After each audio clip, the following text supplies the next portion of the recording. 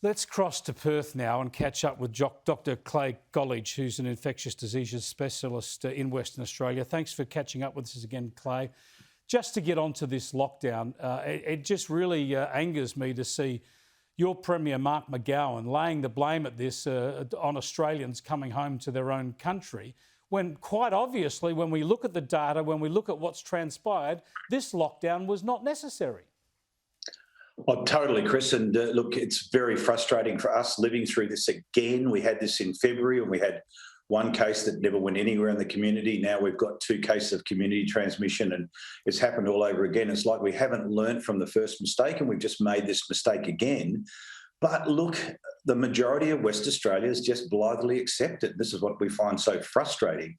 Yes, it's less than there was before, and I think, it's becoming less popular, but we just roll over and the Premier says, let's lock down, and everyone's wearing masks and wandering around when there's nothing happening. And it's just incredibly frustrating, and I'm just bewildered by it.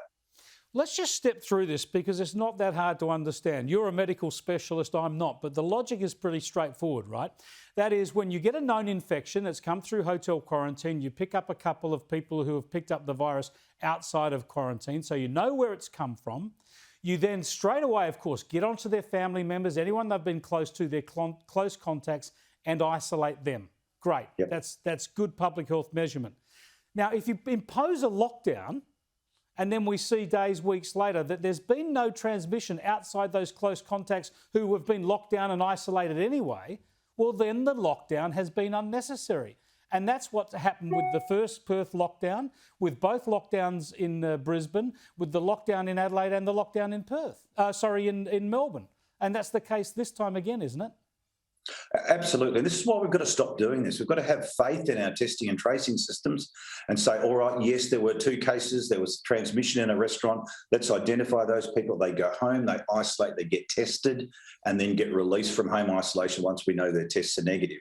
And we have faith in our systems. New South Wales do it and do it really well, but every other state seems to just hit this panic button and then throw the whole state, all of Perth and the Peel region, into 2.2 million people, into an incredibly punitive lockdown. And you might say it's only 3 days, but think of all the tourism, hospitality, entertainment businesses that get affected.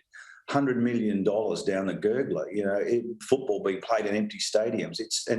But just the psychological impact as well is just incredible. Cancellation of elective surgery as well. So this is still ongoing. We're still wandering around here wearing masks and we're all scratching our heads saying, what the hell for? So look, we've got to get the emotion out of this and stop politicising it and just apply the science and do it properly. And stop being so scared of a virus that hasn't killed anyone in this country for 6 months. Spot on. And when we want to look at a fact-based response rather than an emotive one, let's talk about India. Now, the rate of infection in India now is lower, but getting as high as we had in the US and parts of Europe last year. Yet we never saw this move to block Australians coming back from the US or the UK or from Italy.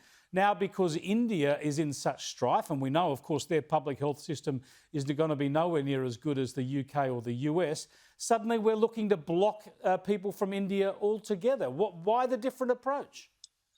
Well, I think the situation, and look, I agree with you in most things, Chris, but the situation in India is incredibly dire at the moment. Now, if we say there's 350,000 new cases per day, they're the identified cases. Not everyone's getting testing. So I would say over 500,000 cases a day, I should say.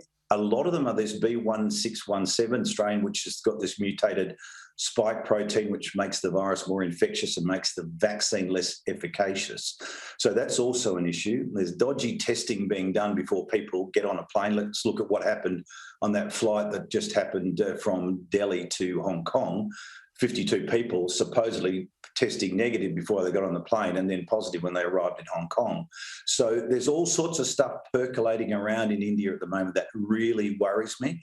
So Sorry to interrupt, Clay, but no one's saying they should just come back. They have to go through quarantine. And we had far more people coming in from the UK and the US last year when things were out of control there. I flew to the US and was there for a couple of weeks and came back. Of course, it's the quarantine that's going to catch any infections.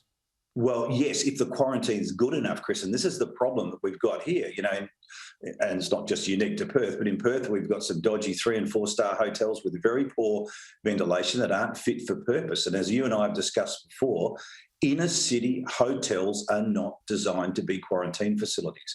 And look, the states and the federal government need to work together to properly get more Howard Springs type facilities up and running.